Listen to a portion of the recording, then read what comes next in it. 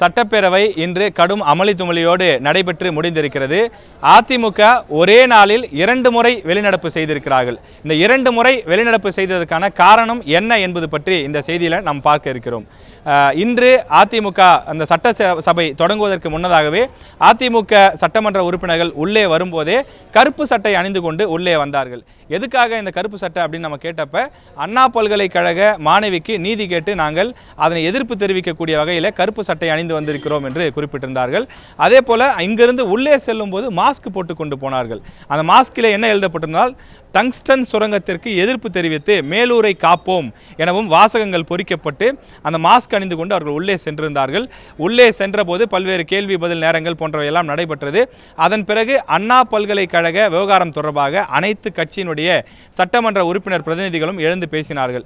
அதே போல அதிமுகவிற்கும் வாய்ப்பு கொடுக்கப்பட்டது, அவர்களும் பேசினார்கள்.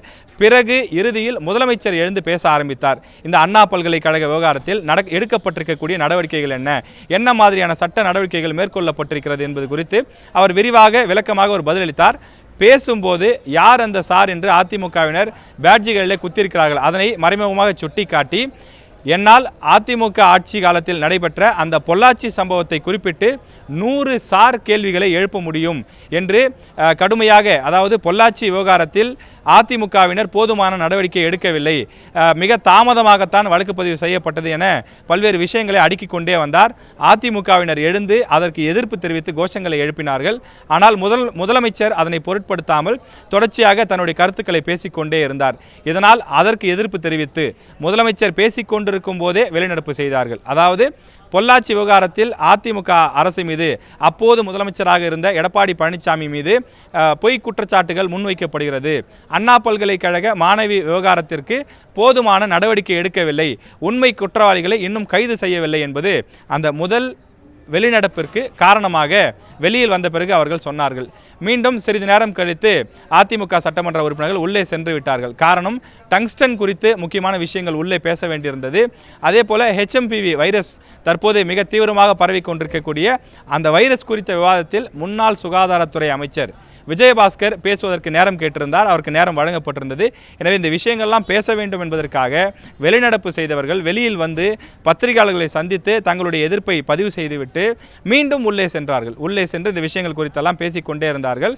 அப்போது ஆளுநர் வெளிநடப்பு செய்தது, ஆளுநர் வெளியேறதுக்கு யார் காரணம் என்பது தொடர்பாகவும், ஆளுநர் தன்னுடைய சமூக வலைதள பக்கத்தில் அவசர காலம், எமர்ஜென்சி பீரியட் என்பது போலலாம் வார்த்தைகளை குறிப்பிட்டிருந்ததை சுட்டிக்காட்டி சபாநாயகர் அப்பாவு ஒரு பதிலை கொடுத்து கொண்டிருந்தார். அந்த நேரத்தில் அவர் பேசும்போது ஆளுநர் வெளிநடப்பு செய்ததற்கு காரணம் அதிமுகவினர் தான். ஏனென்றால் அதிமுகவினர் தான் கையில் பதாகைகளை ஏந்தியிருந்தார்கள்.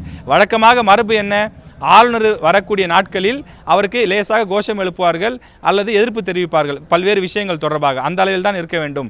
ஆனால் நீங்கள் பதாகைகளை கொண்டு வந்து காட்டியதனால் ஆளுநர் வெளிநடப்பு செய்துவிட்டார், எனவே நீங்கள் தான் காரணம் என அவர் மீது குற்றச்சாட்டை முன்வைத்தார். எனவே அதிமுகவினர் இதற்கும் கடுமையான எதிர்ப்பை தெரிவித்து அவர்கள் அங்கிருந்து வெளிநடப்பு செய்தார்கள். வெளியில் வந்த அதிமுகவினர் பத்திரிகையாளர்களை சந்தித்து சொன்னார்கள், அதிமுக, அதாவது திமுக கூட்டணி கட்சிக்கு ஒரு நீதியும் எதிர்க்கட்சிக்கு ஒரு நீதியும் கொடுக்கின்றது.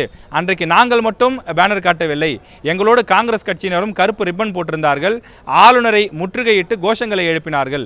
ஆனால் எங்கள் மீது மட்டும் நடவடிக்கை எடுப்பதற்கு பரிந்துரை செய்கிறார்கள். ஆனால் காங்கிரஸ் கட்சியின் மீதோ அமைச்சர் நேருவின் மீதோ எந்த விதமான நடவடிக்கையும் இல்லை, நடவடிக்கைக்கான பரிந்துரையும் கூட எடுக்கப்படவில்லை. எனவே எங்களுக்கு மட்டும் ஒரு நியாயம், அவர்களுக்கு ஒரு நியாயமா?